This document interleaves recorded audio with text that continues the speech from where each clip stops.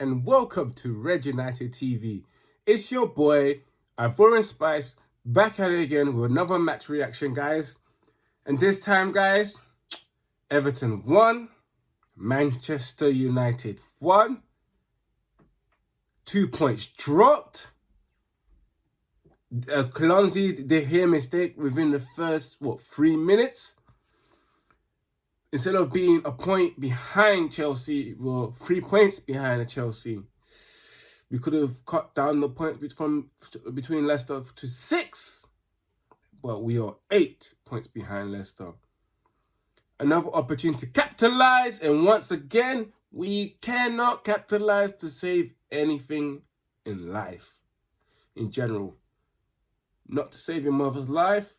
Not to save a poor dying man's life. All you have to do is just breathe oxygen in their mouth. Cannot do that. Yes. It's horrendous. It's just sickening that we keep constantly getting somewhere.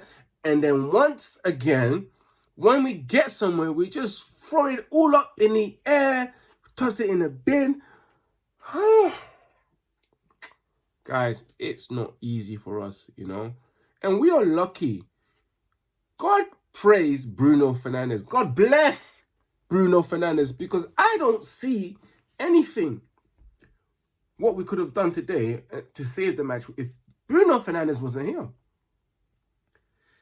We started off straight. Let's go straight into me because we started off going 1-0 down within the first 1 minute, within the first 3 minutes by a clumsy mistake by David De Gea. David, what was you thinking? You know, you could have released the ball early on. You kept on just taking touches, and then the next thing you know, Calvert-Lewin, you take a strike and it hits and reflects on Calvert-Lewin's boot and goes into the back of the net. Clumsy mistake again. Another error by David De Gea, guys. Guys, what is going on with David De Gea? Constantly making mistakes. What is this? What is he taking? What is he smoking, guys? Ever since we getting those 300k per week, I don't know. I reckon he's been sniffing cash because for some reason he's making mistakes and that cash is affecting him, giving him side effects because he must be sniffing it, guys. Oh, we could have won this game if David De Gea never made a mistake. But at the end of the day, we caught up with that. It got cancelled out by a brilliant shot by Bruno Fernandes. What a strike. And those guys at the Sky Sports studio trying to say a mistake by Jordan Pickford, you have to give credit for the guy Bruno Fernandes for picking up where Jordan Pickford was, not clocking him and seeing that he was out of position. And the strike as well was wonderful with technique and curl. You have to give him props for that. Beautiful strike by Bruno Fernandes, guys. So it made me scream like a little girl. I don't know how you guys was, because when he shot and then when he went like that. Do you remember in Highbury, guys, that Arsenal fan that sits at the back? You know, I don't think if it's the north stand or the east stand of the stadium, and especially when the opposition scores, all you hear is that was me right there. That was me right there.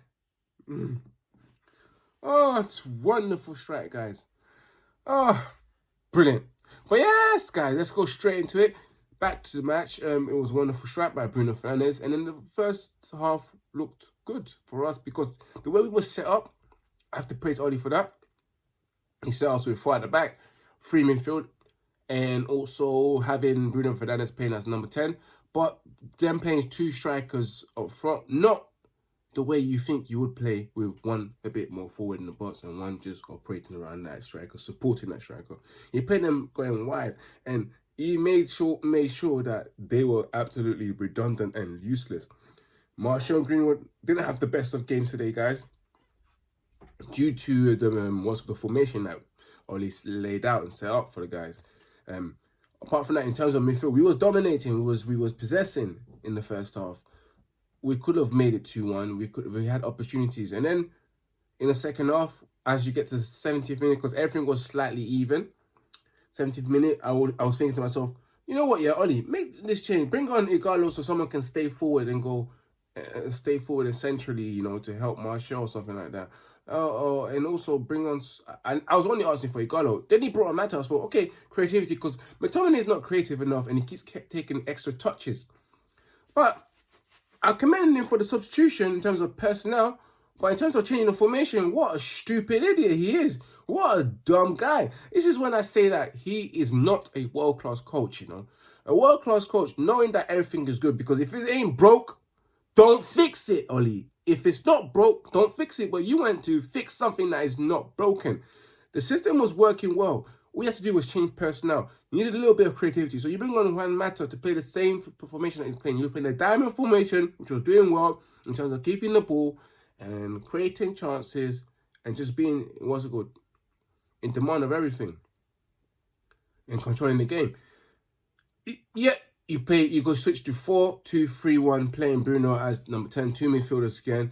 When Mata's useless on the right wing, as always. I don't know why he done that. Because should have played Mata straight in the 3 midfielders and having Bruno still off of going forward. Or you could have dropped Bruno a bit back to play in the centre mid and ask Juan Mata, who has no legs, to play straight in the number 10 position. And have Igalo playing centrally while Martial just roaming around him. But no, what also pissed me off with all is that he took off Martial to bring on Brandon William when we need to score a goal. And this is what's different between a UEFA C license, a UEFA B license, a UEFA A license, a UEFA Pro license. Or you got UEFA C license, because that tells me you got a UEFA C license. We need a goal, and you're just out here just bringing on taking off a striker and bringing on a defender when we need to score. And when those two guys came on, Igalo and Mata, we all of a sudden was swamped by Everton. We was quite lucky that we ended up drawing, because Everton as well had a VAR decision, which myself, I thought that it was a goal and it was the right decision. But apart from that, it was 2 points dropped. Not a good performance. We've been doing so well until today. The most important game out of everything was like, oh, it was lovely that we beat this team, But let's see what happens against Everton, because that's the game that we really need to win. Especially when Chelsea dropped points, Liverpool lost, and also Tottenham losing again. Or whatever, dropping points. I can't remember the final full time. But yeah, the match ended up 1-1. And then I go straight into my man of the match. Man of the match today, guys. Of course, the one and only, our saviour. If he wasn't here, I don't know where we would be, because we would be lost without you, big man. Which is Bruno Fernandes. And of course, everything went through him. The tricks, the flicks, the flex, everything worked for him, Bruno, today. Even at times he did lose the ball. He does take a lot of shots, but I prefer risk taker in life, you know. And especially when you know that it's going to, one of them will go inside. Just like today's strike. Everything went through him, you know. Playmaking. It's just wonderful. It's wonderful to see a player like that. It's a brilliant treat for the Man United board to give to us. But I'm not going to forget. I ain't going to forget that I'm still mad at you. And then we move up to the donkey of the day, who is, I have to say, Scott McTominay, which was absolutely useless today. I like the fact that he drives, he fights and everything, but in terms of releasing the ball at the right time, he lacks that little bit of quality, you know. It takes too much touches on the ball when he knows he's meant to release the ball and pass it. That's the one thing that annoys me about McTominay, and that's why I've nominated him for my donkey of the match. It could have been the strikers, but it's not their fault. They were told by a stupid, idiotic man to play up front forward and go wide and just not go centrally or do anything. It's not their fault. And then we move it straight to my player rating. Of course, in goal, you have David De Gea. Although he made a mistake, he did save us a couple of times, so I want to give David De Gea a 7. Aaron Bissaka again did well. I give him a 7. Lindelof should have been Eric Bailly, 6 today. Maguire was absolutely tremendous in the air, winning everything, guys. Winning everything, and especially in the set pieces, especially for the corners when he defended. Everton had 14 corners. I think Maguire probably got rid of about 12 to 13 headers away from set pieces. And Everton are usually good with set pieces as well. And then we have Luke Shaw, who I thought was really well. He was really well. He played really well. He deserved an 8 today. And also in midfield, of course, I go with the starting lineup, of course, with McTominay, my donkey of the match with a low score 6. In midfield, Matic was brilliant today. He could have been the man of the match as well. I will give him an 8. And Fred was good as always, but he was played out of position. But he did well in the first half. Second half, I'll give him a 7. And also, who else? We're moving up to Bruno Fernandes, man of the match. Solid 9. Did everything that he had to do. There's nothing I need to say about Bruno Fernandes. Nothing more I need to say. And I'm very sure you guys know and understand why. Don't need to say anymore. Going forward, those two strikers both got 6, Greenwood and Martial. And when it came on for the substitution, Mata, 6. Didn't really have that much effect in the game. In Gala as well, didn't really have much effect in the game, so I'll give him a standard basic 6, although he had a chance to score.